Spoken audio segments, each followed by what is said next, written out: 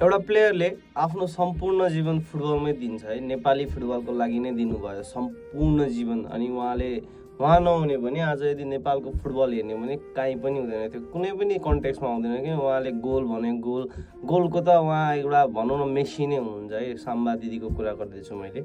अनि उहाँको अहिले जुन सिचुएसन छ, उहाँले उपचार नपाएर बसिरहनु भएको छ र बारम्बार एन्फालाई पत्रचार गर्दा पनि 5 लाख मात्र दिन सक्छु अध्यक्षले भनेर भन्यो, अरू केही सपोर्ट दिन खोजेन भन्ने भएपछि अनि उहाँले जब त्यो न्युज हाल्नुभयो, न्युज हालेपछि अब त्यो न्युजलाई रेप्लिकेट गर्नलाई त्यहाँ म्यानुपुलेट त गर्नु पर्यो।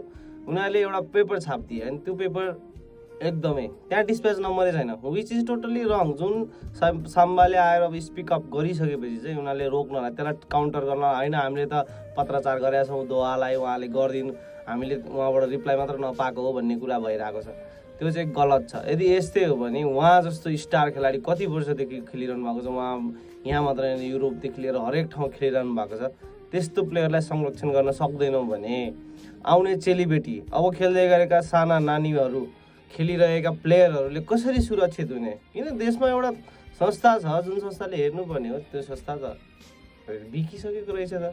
उसको अध्यक्षहरूसँग पैसा कति छ, फन्डिङ एन्फालाई कति दिएको छ फन्डिङ, यस्तै कुराहरूको लागि पनि त फन्डिङ दिएको छ फिफाले, खोइ त एएफसीले दिएको होला, तर पनि छैन। अब उहाँ आएर एउटा नर्मल मान्छे जस्तो, त सुपरस्टार हो नि हाम्रो लागि, तर नर्मल मान्छे जस्तो मसँग पैसा पुगेन गर्नुपर्छ भनिरहनु भएको छ। अब कतिले कमेन्ट गर्छन् काठमाडौँ मेडिकल यसले फ्रीमा गरिदिन्छु भनेको छ, ऊ गरिदिन्छु भनेको छ भन्छन्, तर विच इज रङ क्या? किन रङ? उहाँले त्यही कुरा एसिएलकै पुरानो सर्जरी गरिसक्नु भएको छ त्यहीँ गएर, अनि उहाँको अहिले त्यही कुरा भएको र अर्को चिजहरू पनि त्यही सम्बन्धी भएको भएर चाहिँ उहाँले त्यहीँ गर्न खोज्नु भएको। किनभने विच इज एकदमै यो एकदम भास्ट लेभलको उहाँको करियर जान सक्छ। उहाँले फेरि बुट पक्रेर बुट लगाएर मैदानमा नफर्किन पनि सक्नुहुन्छ यदि राम्रो ट्रिटमेन्ट भएन भने।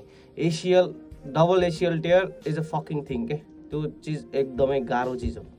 विच इज अब जस्तो हामीले कस्तो स्टार प्लेयरहरू जुन क्लबबाट एकदम बबल, आर्सेनल, अब चेल्सी, एकदम बार्सिलोना, रियल मैड्रिड, यस्तो सुपरस्टार क्लबबाट पनि खेलिरहेको प्लेयरहरू एसिएल गएपछि रिटर्न पनि गर्न नसकेको हामीले देखेको, करियरै गएको हामीले देखेको छौँ। सो अब जति सक्छौँ आफ्नो तर्फबाट सहयोग गर्नुहोस्। विस हर स्पिड रिकभरी, अनि अब राम्रो ट्रिटमेन्ट होस्, पैसा पुगोस्।